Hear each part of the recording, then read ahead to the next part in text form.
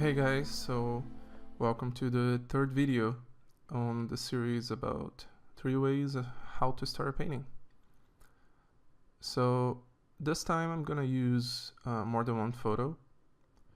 So I'm choosing them by the same kind of criteria, just, I like the lighting, I like the color, I like some of the shapes, they're just photos I tend to find interesting, either for the texture as well. But I'm also gonna be using more Photoshop functionalities. I'm gonna be using more layer adjustments and filters on this one as well. So, I really think you should use whatever you can to achieve the best possible work you can. Whatever tool you can use, I'd say go for it, right? So in here, I'm starting with the mixer brush again.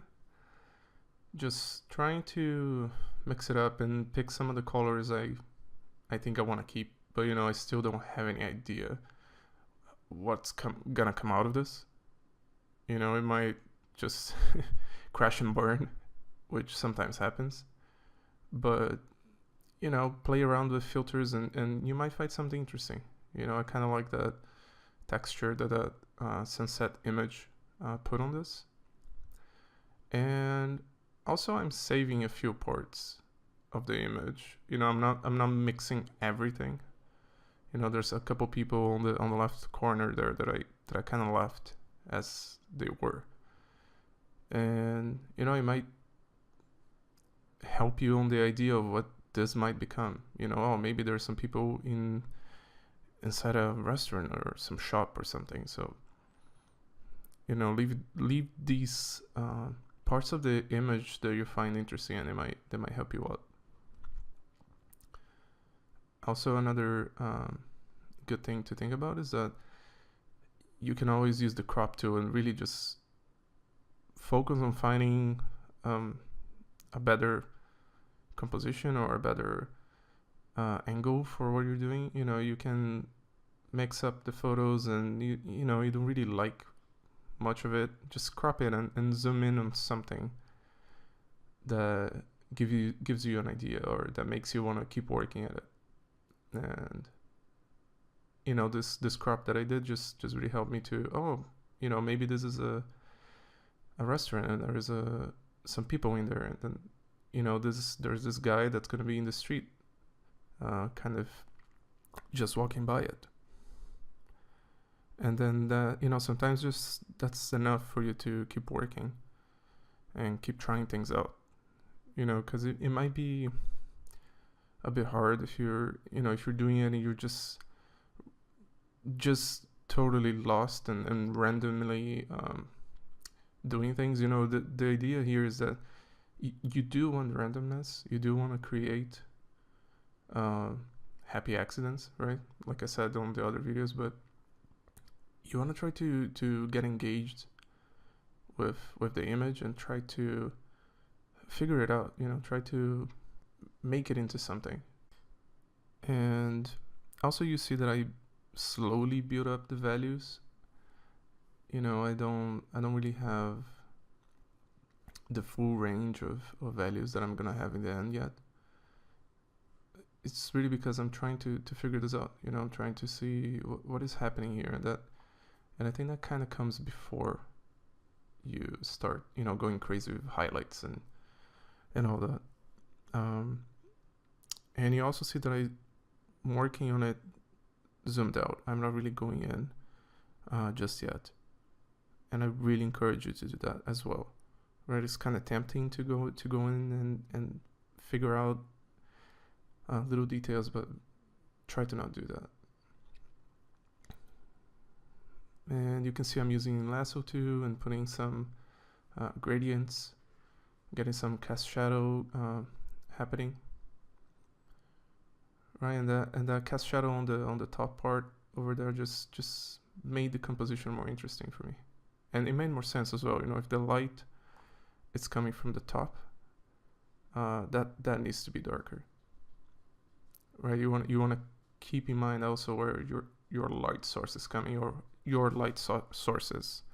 In this case, I have also the light from that restaurant in there, and I'm trying to keep that in mind. And another idea as well is that, you know, I'm using photos for this and mixing it up, but you can also use your own work. You know, if you have some images you did or some sketches, and you know you don't like them, or they were just studies, or you know they're just sitting around in your folder of, you know, crappy artwork you ever done. I have one of those, so just pick that up and put it in Photoshop and mix it up like it was a photo. You know, those might work out just as well, and it's kind of another way to, you know, use what you've done to your advantage. So I'd encourage that. And you can see now I'm adding a little bit more contrast, and I'm trying to find some storytelling in this. You know, maybe these two guys are some kind of thugs or something, you know, and they're looking at those people in the distance, and something might happen soon, you know. So I'm trying to figure out, okay, what kind of shapes they're gonna have, and start to chisel more into these characters. And you can see that, for example, that area in the left corner, the restaurant idea, I mean, I think it's a restaurant, but you know, it could be any kind of storefront, really. But I'm not really touching that anymore. You know, it's working out for me in the image for now.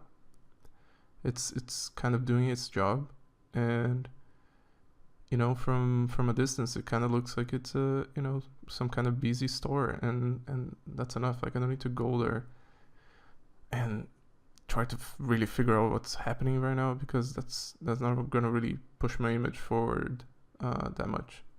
You know, I might as well just focus on these guys and fixing out my light source and trying to make this more interesting. And later on, I can always go back and really put more work in that area if I wanted to. And that's the point of this kind of workflow. You know, you want to use the photo to your advantage and keep the parts that work.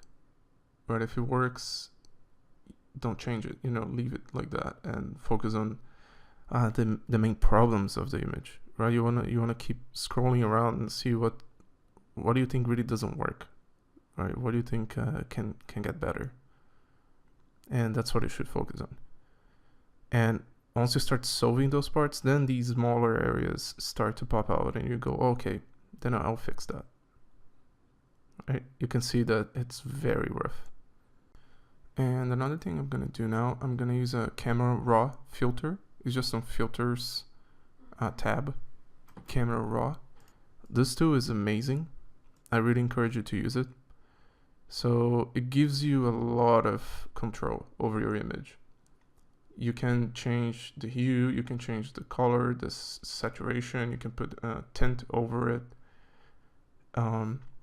highlights, all the darks in your image.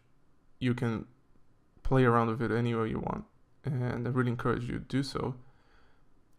Yeah, and you know, embrace that the image can change at any time. Yeah, I'm just adding some sort of bat or some kind of weapon on this guy, so it gets more of a feel that maybe he's not up to any good. Who knows?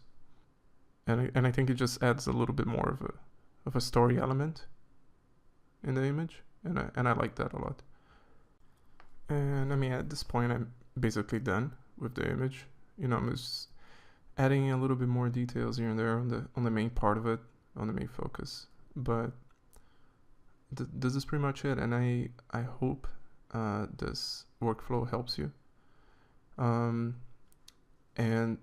you know, in my case, once I started using this, I got much faster and more effective with my paintings, and I got better at doing them. So the more of these you do, the better you're gonna get. There's no way around it. So I hope you can take something out of this. And again, thanks for watching. And check out my blog. The link is in the description if you want more tips about painting and art in general. Cheers!